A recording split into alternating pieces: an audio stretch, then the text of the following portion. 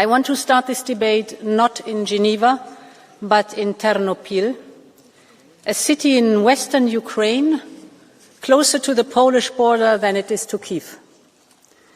In the early hours of one morning last week, a storm of Russian drones and missiles rained down. The sheer force of the attacks leading to an inferno erupting. In the burning wreckage laid injured victims and more than 30 dead, innocent men, women and children. Children like Amelka. Amelka, a 7-year-old girl from Poland who was in 2nd grade at the local school. Amelka died in her mother's arms, both of them killed in a mindless and callous act of brutality. On behalf of the Commission, and I'm sure all of us in this House today, I want to start by paying my respect and deepest condolences to all those mourning the victims of Ternopil and right across Ukraine.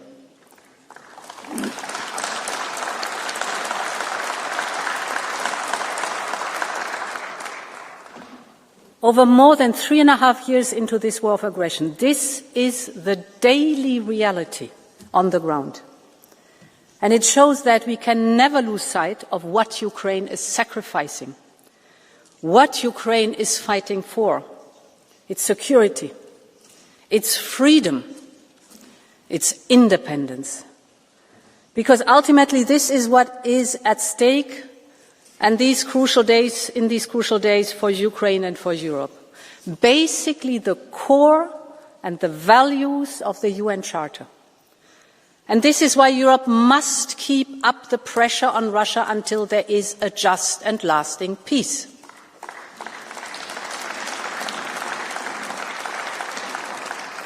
And I want to be clear from the very outset. Europe will stand with Ukraine and support Ukraine every step of the way. Honourable members, Russia's playbook has not changed. From the start, Russia has always believed that they can outlast Ukraine, Europe and all of its allies. And it is why every time there is serious progress towards negotiations that can bring about a real peace, the violence escalates. We have seen this before. This is a pattern. And the noises from the Kremlin in the last few days say a lot about its real intentions. For them, Ukraine remains a first step in a much bigger game. For Russia, any peace deal is about permanently redrawing maps. It is about returning to great power relations and spheres of influence.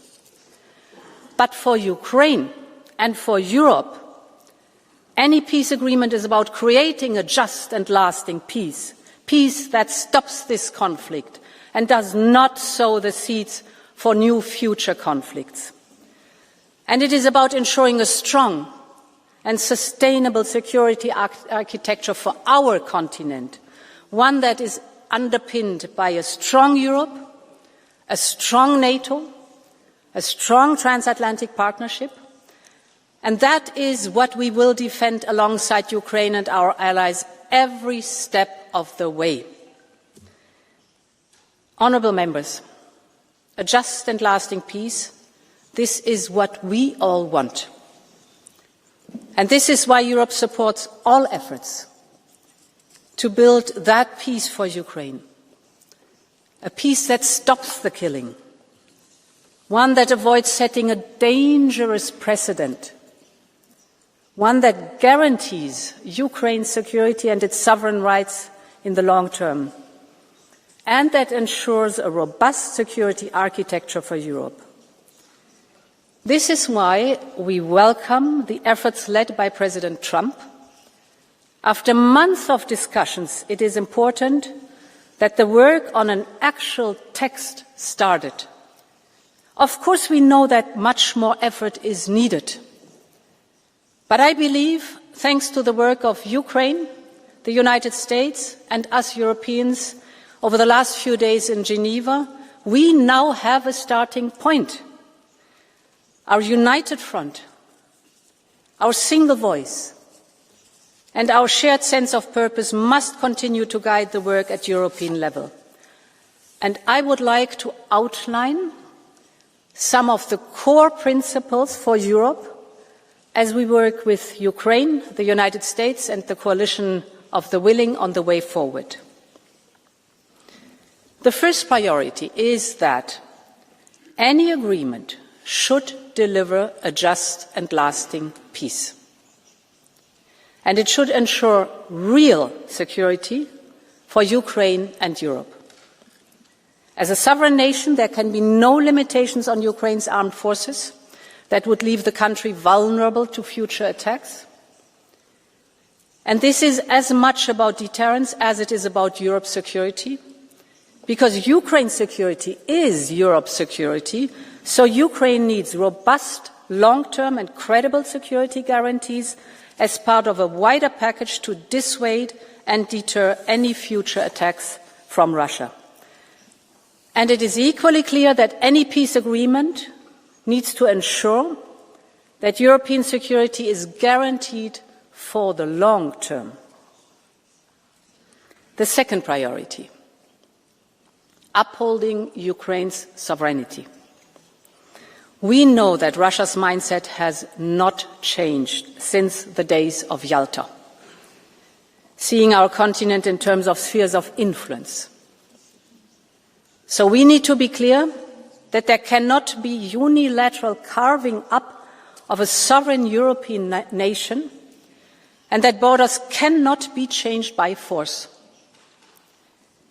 If today we legitimize and formalize the undermining of borders, we open the doors for more wars tomorrow, and we cannot let this happen.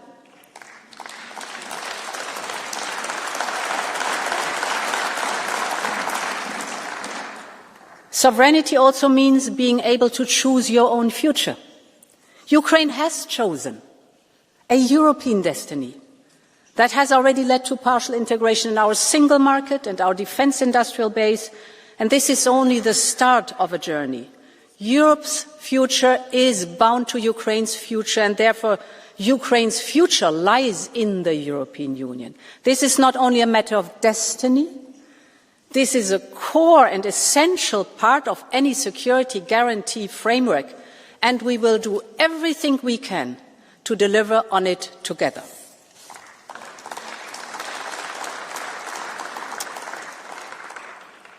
The third priority, securing Ukraine's financial needs.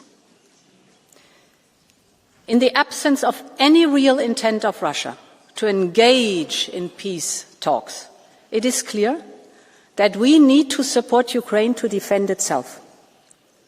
And that starts by ensuring that they have the necessary financial means. In the last European Council, we committed ourselves to cover the financial needs of Ukraine for the years 2026 and 2027.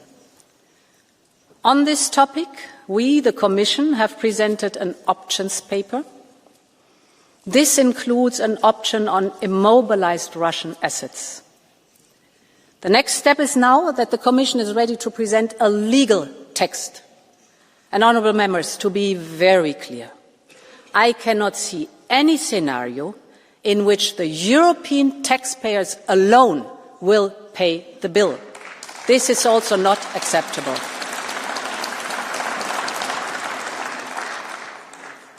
And another thing must also be clear, that any decision on this needs to be taken in line with the rules of the responsible jurisdiction and will respect European and international law.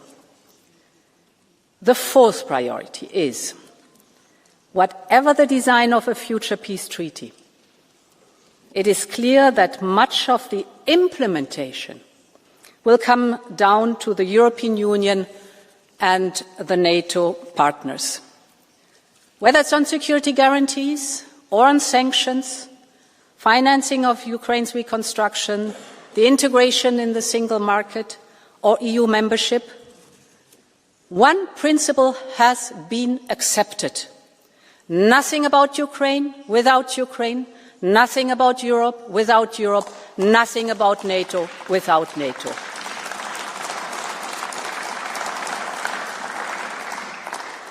And the last priority I would like to focus on is one that cannot be forgotten, and that is the return of each and every Ukrainian child that has been abducted by Russia.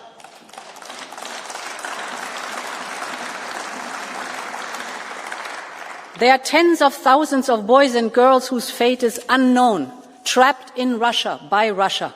We will not forget them. There are thousands of mothers and fathers who have never stopped hoping, have never stopped fighting to bring back their children, and Europe will never give up in helping to make that happen. Honourable members, the days ahead are fraught with danger. First and foremost for the people of Ukraine, who continue to face the daily barrage of attacks. Yes, the situation is complex. Yes, the situation is volatile. Yes, the situation is dangerous. But I believe there's also an opportunity here to make real progress. So far, we have seen no signs from Russia of true willingness to end this conflict. So we have to keep up the pressure on Russia. But it is also our duty to engage with any and all efforts that can bring about a just and lasting peace. We know it will not be easy, but we have to find a way to move forward. We have to find a way to stop the killing, to help Ukraine rebuild and reconstruct, to return the children and reunite families. We have to find a way to provide lasting security for Ukraine and for our continent as a whole, and above all, honourable members, to forge a better future as a European future and for Ukraine. Long live Europe. Thank you.